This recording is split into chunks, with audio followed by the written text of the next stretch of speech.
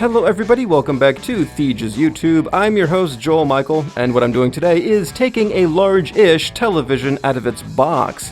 Hopefully this won't turn into one of those videos where I fall, shatter the TV into 100 pieces, and Josh 3.14 points at me in the top right corner of the screen and declares, "Wow, that Japanese TV fell almost as hard as Japan's debt to GDP ratio." Google it.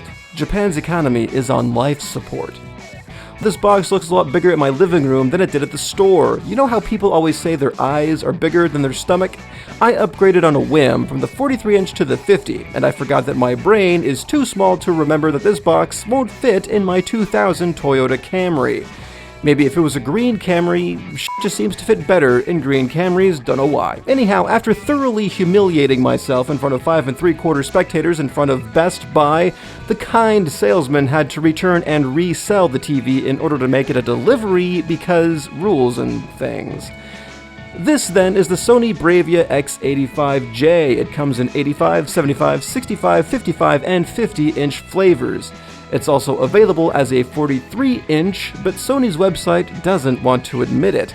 So I guess I got the smallest official size. That makes me feel inadequate. In other news, it does 4Ks, 120HZs, and 32ZJs. If you don't know what a ZJ is, then big boy, you can't afford it. The stand is 2 separate pieces that slide into the bottom of the television set. There are other holes in the back of the TV, but if you think that's where the shafts fit, then buddy, you've got the wrong idea about what holes certain things go into. And when I pay good money for something, you better believe I'm taking all the dressings off to reveal the bare beauty underneath. I'm hooking this TV up to my desktop PC, so I like to leave the picture in graphics mode, otherwise black text on a white background winds up with this halo of sorts, like on cheap TVs that are over-sharpened, like every girl's TV you've ever plugged your laptop into. "Don't do it for me," they say, "I'll just do it myself later." And then they wait for you to be out of the room so you can't watch them. And of course, they never do it, and when asked if they did it, they don't say no, they just change the subject. Every damn time.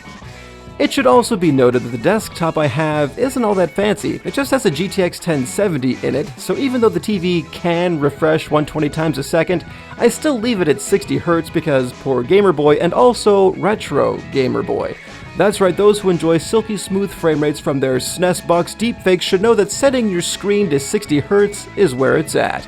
This is just where we live. Love us or leave us, just don't take our emulators, goddammit. And then when you get all your settings figured out and every menu has been visited and tweaked the way you think you like it, you finally watch your first 5 seconds of a YouTube video and you're like, and go back into the menu and tweak stuff again. And all the while, if you just left it in the default settings like when you took it out of the box, you'd be just as happy, if not happier. So don't touch anything. The TV knows what it's doing. Post-edit, no, the TV doesn't know. I reset everything back to factory, and boy, this TV is a stupid f***ing piece of shit.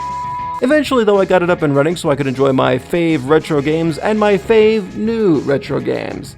Yes, Witcher 3 is a pretty damn old game now, and it's still the best game ever made. Fight me, Internet. This has been taking the Sony X85ZJ out of the box, plugging it in, and turning it on. If you like what you saw, don't forget to unsubscribe. If you like what you saw, don't forget to subscribe. Also, leave a like and any questions you have about the TV or life in general down below. You can click the bell icon to be notified, but that's annoying as all hell, and I wouldn't recommend that. Thanks for watching, and you guys, have a good night.